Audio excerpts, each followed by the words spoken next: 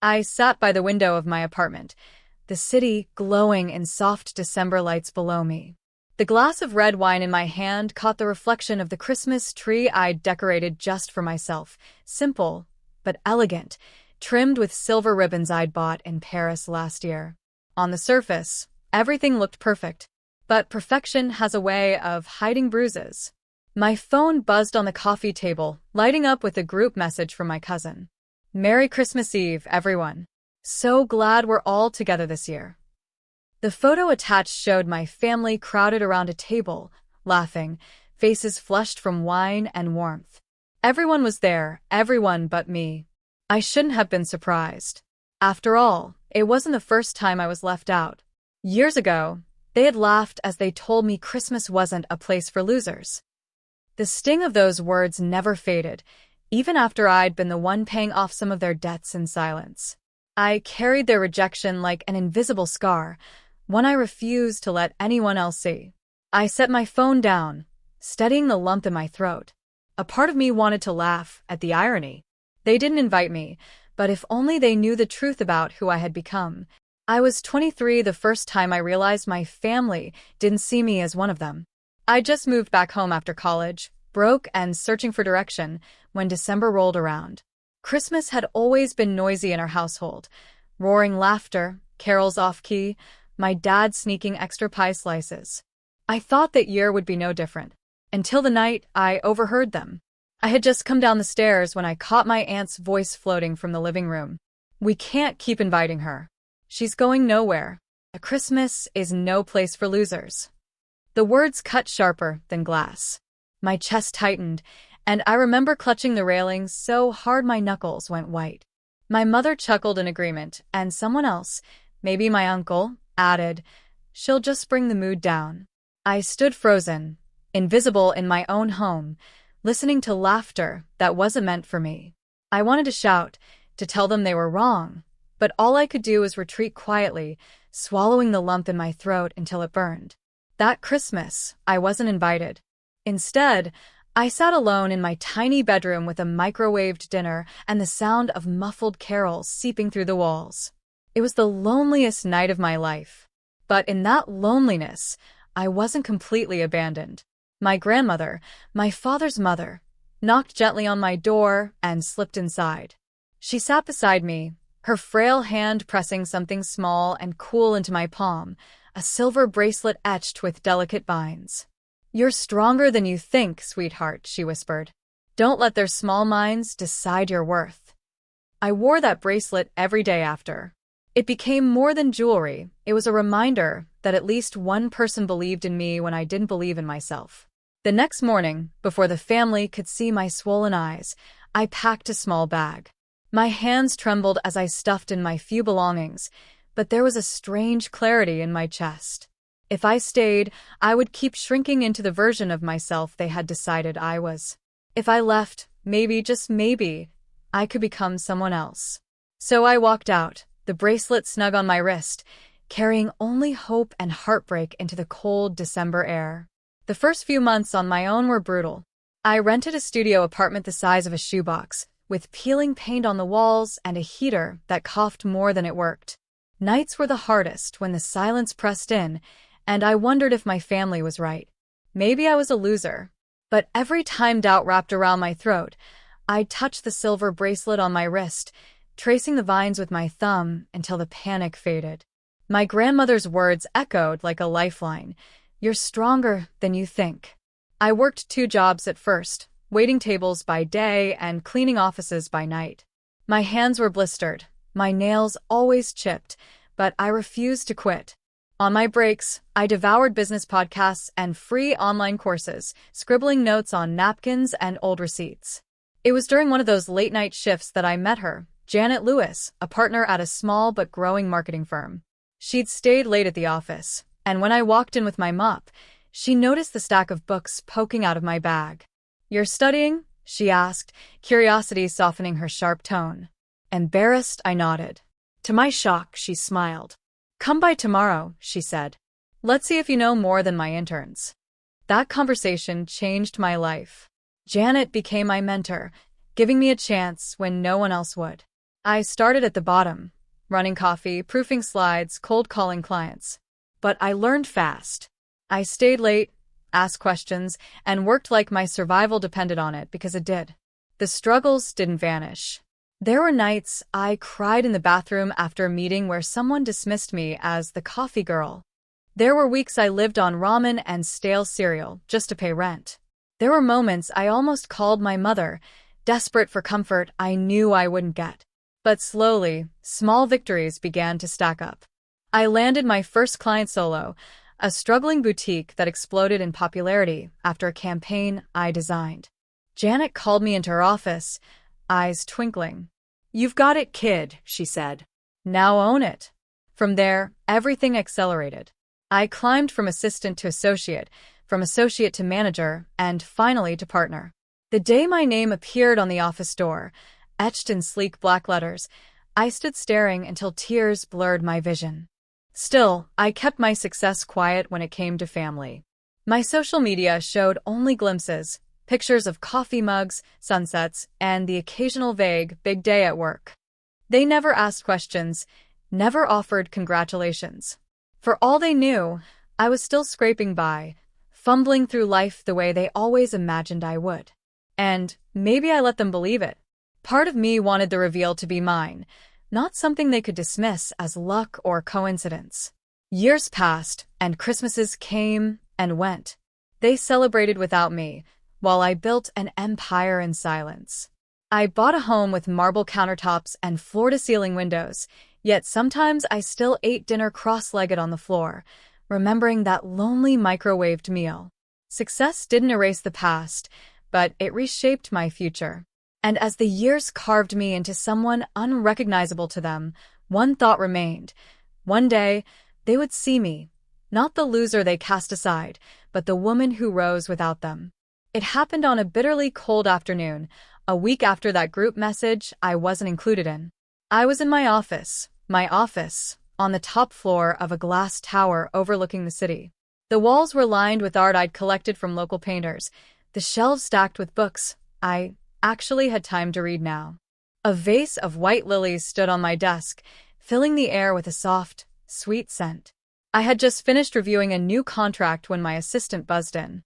"Ms. Bennett, there's a group downstairs asking for you. They said they're family." My chest tightened. Family. I knew instantly who it was. For a moment, I considered sending them away. But curiosity, sharp and undeniable, tugged at me. "Bring them up," I said, smoothing the silk of my emerald blouse, steadying myself. The door opened, and in shuffled my mother, my aunt, 2 cousins, and even my younger brother. They looked out of place, bundled in puffy jackets, eyes darting around as if they'd stepped into another world. "Wow," my cousin muttered, glancing at the floor-to-ceiling windows. "You really work here?" I let them sit. The silence stretched until it turned awkward, and finally my mother spoke. "We were nearby. Thought we'd stop in." Her tone carried that same old mix of superiority and dismissal, but now it was painted with unease. I folded my hands on the desk. "Nearby? On the 34th floor of a corporate tower?" My voice was calm even. "That's quite a detour." No one answered. My aunt fidgeted with her scarf. My brother avoided my eyes. At last, my mother cleared her throat. "We heard you've done well." "We didn't realize." Her words faltered as she took in the room again. The polished mahogany desk, the awards displayed discreetly on the side table, the way my assistant knocked gently before slipping into place fresh coffee at my elbow. I leaned back, watching them. "You didn't realize because you never asked." Their faces shifted, unease deepening into something else, something close to shame. "You know," I continued, "it's funny. Years ago, you said Christmas wasn't a place for losers. And yet, when you needed someone to cover bills, to quietly pay off debts, suddenly I was good enough to lean on. You never thought I'd find out. But I did." My brother finally looked at me, guilt flickering in his eyes. "We didn't mean." "Yes, you did." My voice stayed steady, but inside my heart pounded. "You meant every word." And I carried those words with me. Every late night, Every rejection, every time I thought about quitting, your voices reminded me exactly what I wasn't welcome to. And maybe that's why I became what I am now. They fell silent, stunned by the sharpness of my truth. My cousin broke first. So, you own this place? A small smile curved my lips. Not just this office. The company. I'm the majority partner, which means every campaign, every contract, every paycheck that runs through here, I sign off on it. The weight of that landed heavy in the room. My mother's mouth opened, closed, opened again. My aunt's eyes brimmed with something unspoken, jealousy, maybe. My brother's shoulders slumped. For once, none of them had a clever remark. I let the silence sit, filling it with the hum of the city beyond the glass. Let them absorb what they had dismissed all those years ago. Finally, I stood, walking around the desk. The bracelet on my wrist gleamed under the light, vines curling like quiet strength. I rested my hands on the back of the chair across from me and looked each of them in the eye. You didn't invite me to Christmas. But here you are, sitting in my world, on my terms. Now tell me. I paused, letting the tension thicken. What exactly makes me the loser now? No one answered. The silence after my question stretched so long, I could hear the faint ticking of the clock on my office wall. My mother shifted in her chair, her polished nails tapping against her handbag. My aunt pretended to adjust her scarf. No one dared to look me directly in the eye. Finally, my cousin muttered, "We didn't know things were like this. We just thought maybe we could," she trailed off, but I heard the unspoken word, benefit. I leaned against the chair, folding my arms. Let me guess. Now that you've seen what I've built, you want a seat at my table. You want invitations, handouts, maybe even a little of the money you once mocked me for never having. No one denied it. That told me everything. I took a slow breath, steadying the fire in my chest. I'll be clear. I don't owe you anything. Not after the way you discarded me. But I am willing to consider letting you back into my life. On conditions. Their heads lifted in surprise, eyes wide, hopeful. I looked first at my brother. You'll finish that degree you keep dropping out of. No excuses, no shortcuts. You're smarter than you act, and it's time you proved it. He nodded quickly, shame burning on his cheeks. My gaze shifted to my aunt. You gossip like it's your full-time job. That ends. If you want me in your life, you'll stop tearing down people behind their backs, including me. Her lips pressed tight, but she gave a stiff nod. Then my cousin. You've been waiting tables for years, complaining that life's unfair. I've heard you. Here's my condition. Stop waiting for miracles and start chasing them. Go apply to that design program you keep daydreaming about. You either invest in yourself or you don't get another ounce of my energy. Her eyes filled with tears. I will. Finally, I turned to my mother. She sat rigid, as if bracing herself. And you, I said softly, but with all the weight of years behind it. You will learn to speak to me with respect. No more dismissive laughs. No more subtle digs. You either treat me as your daughter or not at all. There's no middle ground left. Her jaw clenched, and for a moment I thought she might lash back. But then her gaze dropped, her voice barely above a whisper. I understand. I straightened, letting the words hang in the air. These aren't negotiable. They're not favors to me. They're lifelines for you. If you want access to me, to this world, to the woman I've become, you'll rise to meet the standards I set. Otherwise, the door closes. And once it closes, it stays shut. The weight of my words pressed down on all of them. I could see it in their lowered heads, in the way they shifted uncomfortably, in the quiet shame that filled the room. For the first time in years, I wasn't the one shrinking under their judgment. The power had shifted, and I intended to hold it. They left my office that day quieter than they had arrived. No jokes, no smug smiles, no casual dismissal. Just silence, heavy and awkward, as they filed back into the elevator. For the first time in my life, they seemed smaller, not because they had changed yet, but because I had. In the weeks that followed, something unexpected happened. My cousin messaged me first, nervous. but sincere. She sent a picture of her application letter for the design program.